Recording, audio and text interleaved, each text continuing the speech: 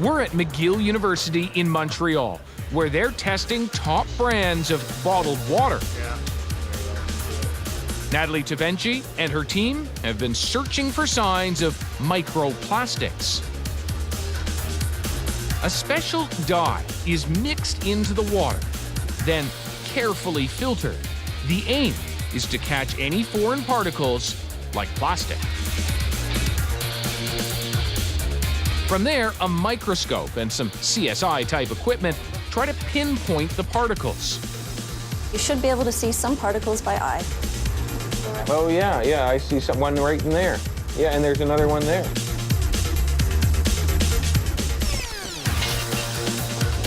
And finally, using liquid nitrogen and a plastic detection machine, they analyze the particles.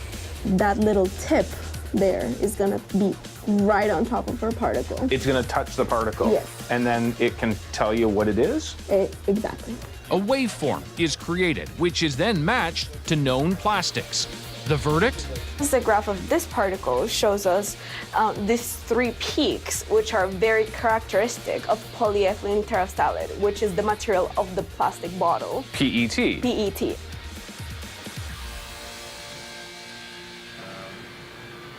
We asked you to look to see if there are plastics or particles in this water. What'd you find? So what we were able to show is that of the 50 bottles that we tested, 30 of them, we were able to identify that there was plastic. The majority of them. The top chart shows particles above 100 microns. How big is that? 100 microns is about the size, the width of a human hair. So it's pretty small. But big enough to identify many of the particles. We know that there are different types of plastics. So for example, we found rayon, which is a material used in clothing. And we found polyethylene, which is a material used for making plastic bottles or caps. Surprisingly, they even found plastic in the glass bottles they tested. This company sells water in both plastic and glass. Exactly. And it's still got plastic in the glass one. Exactly. Although in lower levels. Yeah, it could be coming from the source, it could be coming in the bottling process itself, maybe from the air.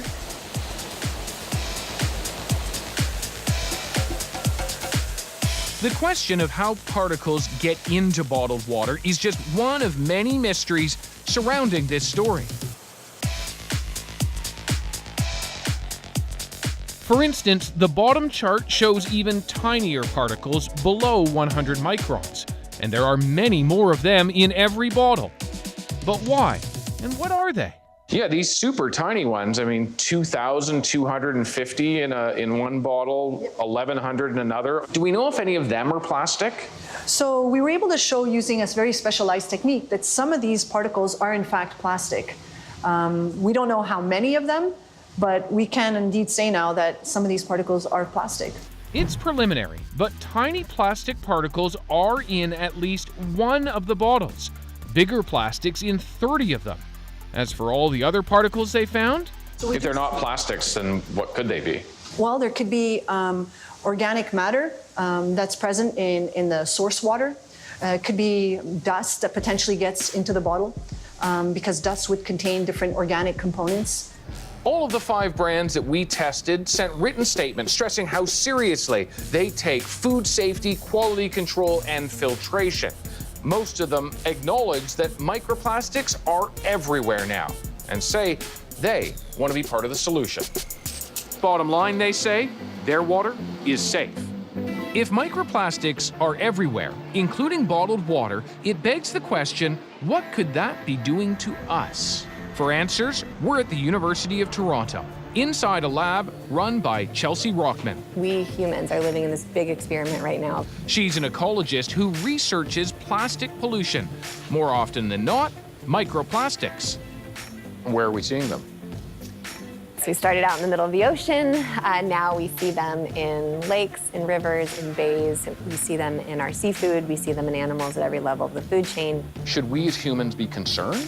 So for human health, we really don't know. The theory is that this is dependent on size.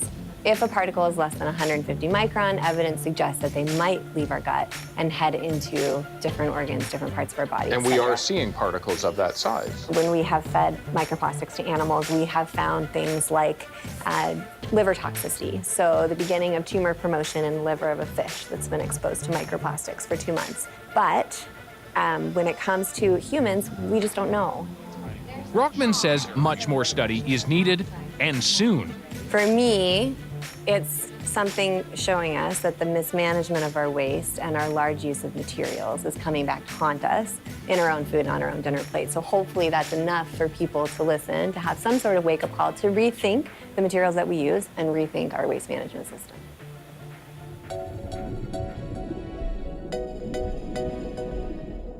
Back at Ripley's Aquarium, where bottled water is never sold, school kids take a lunch break and drink only from refillables. You have a plastic water bottle? Who has a reusable one?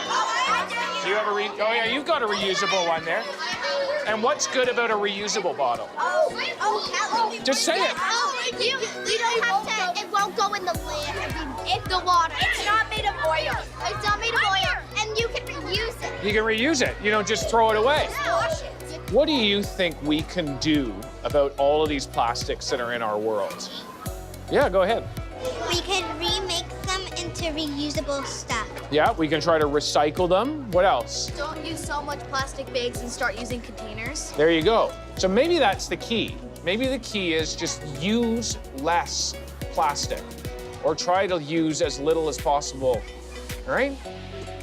We all hear that, and now know we're even drinking plastic from plastic. The kids have stopped. Maybe it's time for the rest of us to take a lesson from them.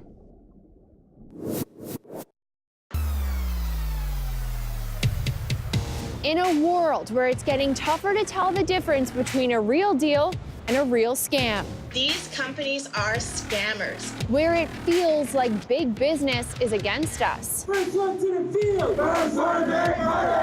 a world full of terms and conditions, the debt just keeps on piling on, and it's very dangerous. we've got you. We're gonna pay them a visit, ask in person. Are you ripping people off? Don't you think you're breaking the trust of your clients? And we're digging deep. Getting you results. Some of these dealers can be real sharks. Information from that, I walked in there, boom, boom, boom, resolved. As a kid, I grew up watching CBC Marketplace. Saw your episode on fast fashion? And as an adult, I never miss an episode. I just want to thank you for the work that you do. Thanks very much, Marketplace. Thank you so much, Marketplace. You like us. But what do you think we should investigate next? The price of cell phones? More on the insurance. Insurance. The scams at the mechanics? Send us your emails, your tweets, find us on Facebook. We want to hear from you. This is my marketplace. This is my marketplace. This is my marketplace.